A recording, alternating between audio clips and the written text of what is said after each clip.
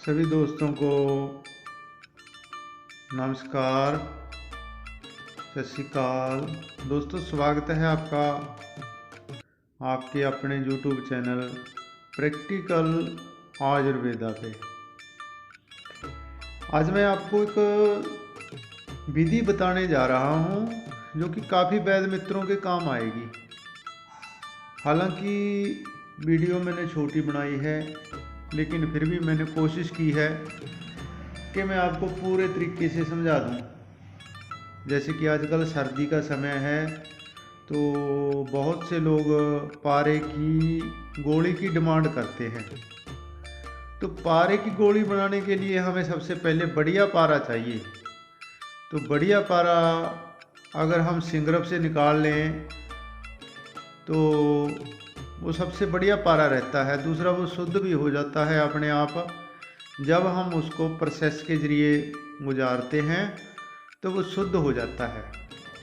तो पारे की गोली के बहुत से फ़ायदे हैं, और जैसे कि वैद्य मित्रों को पता ही है कि सर्दी में खास करके ये इस्तेमाल होती है। इसको मुंह में रखने से संभोग में मनचाहा समय लग सकता है। जो दौड़ वगैरह करने वाले व्यक्ति हैं, उनको किसी प्रकार की कोई उनके स्टेमिना में कमी नहीं आती है, तो सांस वगैरह नहीं फूलता है। तो पारे की गोली के ये लाभ हैं। तो चलिए फिर हम आज ये जो पारा निकाला है हमने सिंगरफ से, उसकी बात करें। उसके लिए आपको एक तो चाहिए मिट्टी की हांडी, और हांडी भी मिट्टी की ऐसी हो। एक तो ये 20-30 रुपए में मिल जाती है हांडी। ये हांडी नहीं लेनी आपने, ऐसी हांडी लेनी है जो कि जिसमें दाल सब्जी वगैरह बनाने के लिए, जो आजकल मार्केट में मिल जाती है। शहरों के आसपास अगल बगल में बहुत से लोग मिट्टी के बर्तन रखे हुए रहते हैं, तो उनसे ले लीजिए आप। 50-60 रुपए के आसपास आपको मिट्टी की बढ़िया वाली हांडी मिल जाएगी। तो मिट्टी की हांडी लेनी है आपने, और 2 तवे लेने हैं। जैसा आप वीडियो में एक तवा देख रहे हैं, अभी मैंने ऊपर ढक रखा है एक तवे को। तो 2 तवे लेने हैं आपने, और गैस की भट्ठी आपको चाहिए, और सिंगरफ चाहिए आपको कम से कम। जितना भी आपने पारा निकालना हो, तो मेरी सिंगरफ जो थी 200 ग्राम सिंगरफ थी। सिंगरफ को सबसे पहले मैंने नींबू के रस में भावना दी, इसको खरल किया। 12 घंटे खरल किया इसको, सिंगरफ को। फिर इसको नींबू का रस इसमें जितना जज़ब हो सकता था उतना जज़ब किया मैंने। तो जज़ब करने के बाद फिर मैंने इसको सुखाया, जो सिंगरफ हमारे पास थी। फिर इसको सुखाया, और फिर सुखाने के बाद मैंने इसको जो है ये हांडी में डाल दिया। और 2 तवे मिट्टी के, जैसे आप देख रहे हैं, तो 2 तवे लिए मिट्टी के। और नीचे फिर मैंने गैस से आग जला दी, और पहले एक तवा रखा। जैसे आप देख रहे हैं, ये तवे पे पारा लगा हुआ है, कुछ पारा मैंने उतार लिया है। तो पहले एक तवा रखा, 15 मिनट हल्की आग जलाई, बहुत ज़्यादा तेज़ आग नहीं की। 15 मिनट आग जलाई। फिर मैंने इसको तवे को उतार के उसी टाइम दूसरा तवा रख दिया, और फिर इसको ठंडा होने तक इंतज़ार किया। जो तवा हमने पहले नीचे उतार लिया था ना, तो उसको इंतज़ार करना है। जब वो ठंडा हो जाए तो आपको दिखेगा पारा उस पर लगा हुआ। छोटी छोटी पारे की बूंदें जो हैं वो ऊपर लगी हुई आपको दिखेंगी।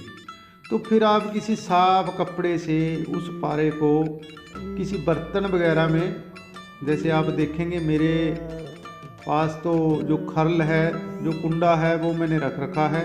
तो ऐसे किसी बर्तन वगैरह में आप उसको रख लें। तो आप जब कपड़े से उसको 5 मिनट बाद, ठंडा होने के बाद, जब कपड़े से आप उसको पोंछेंगे तवे को, तो आप देखेंगे कि पारा इकट्ठा हो जाएगा। तो इस तरीके से पारा उतार लीजिए आप, और उसको संभाल लीजिए। फिर आप दूसरे तवे का इंतज़ार कीजिए कम से कम 15 मिनट। 15 मिनट भी कर सकते हैं, 20 मिनट भी कर सकते हैं। मैं आपको बताता हूँ कि इसमें जब जो पहली बार हम तवा रखते हैं या दूसरी बार तवा रखते हैं, उसमें इतना जो है पारा नहीं निकलता है।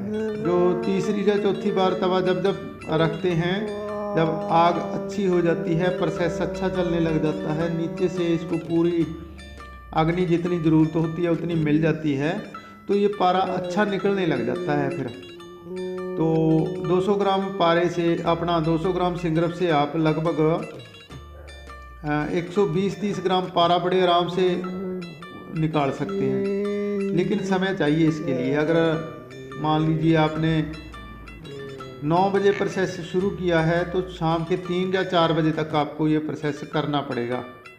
कम से कम 6 या 7 घंटे आपके पास खुला समय होना चाहिए, तभी आप पूरा पारा ले सकते हैं सिंगरफ से। और सिंगरफ का पारा जैसे कि आपको पता ही है कि बहुत शुद्ध होता है, इसको ज़्यादा शुद्ध करने की ज़रूरत नहीं है और बढ़िया 1 नंबर का पारा आपको सिंगरफ से मिलेगा। तो आप रूमी सिंगरफ ले लें, उसको नींबू के रस में खरल कर लें और फिर उसको इस प्रोसेस से उसका पारा निकाल लें। ये देखिए पारा। तो आगे इसको लेके जाने के लिए चाहे आप इसको गोली बनाएं, चाहे इसको आप किसी जोग में यूज करें, इससे बहुत से जोग भी बनते हैं। जैसे हमारी सुखदर्शन बट्टी है, हम बनाते हैं, और भी बहुत से जोग इससे पारे से बनते हैं। तो आप कोई भी प्रोसेस में इसको आगे ले जाना चाहें तो आप ले जा सकते हैं। लेकिन मैंने तो इसको पारे की गोली बनाने के लिए इसको निकाला है पारे को। अभी मैं इसको थोड़ा नमक में शुद्ध कर लूँगा। नमक में जब ये शुद्ध हो जाएगा पूरी तरीके से, फिर मैं इसको आपको आगे का प्रोसेस से दिखाऊंगा। तो इस तरीके से आप जुड़े रहें हमारे चैनल से, और आपका बहुत अच्छा सहयोग प्यार मिल रहा है। तो तभी हम नए नए जो है जोग आपसे शेयर करते रहते हैं हमेशा।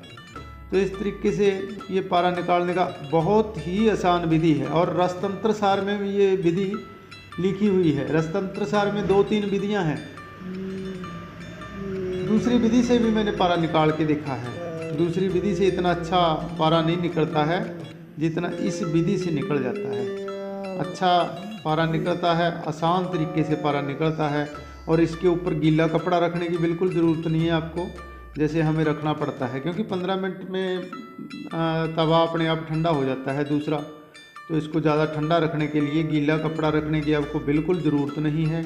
कोई ज़्यादा मेहनत मशक्क़त की ज़रूरत नहीं है। सिर्फ इतना ही है कि 15-15 मिनट बाद आप इस तवे को बदलते रहें और संधियाँ बिल्कुल मिला लें। हांडी की संधि और तवे की संधि बिल्कुल मिली होनी चाहिए। अगर संधियों में फ़र्क रहेगा तो फिर भाप उड़ती रहेगी बाहर, तो वो मज़ा नहीं आएगा। तो इस तरीके से ये तवे पे पारा लगा हुआ है, देखें आप फोटो में। तो ये प्रोसेस है, आप इसको निकालें और ये विधि आप देख लें। आप सभी का बहुत बहुत धन्यवाद। बहुत बहुत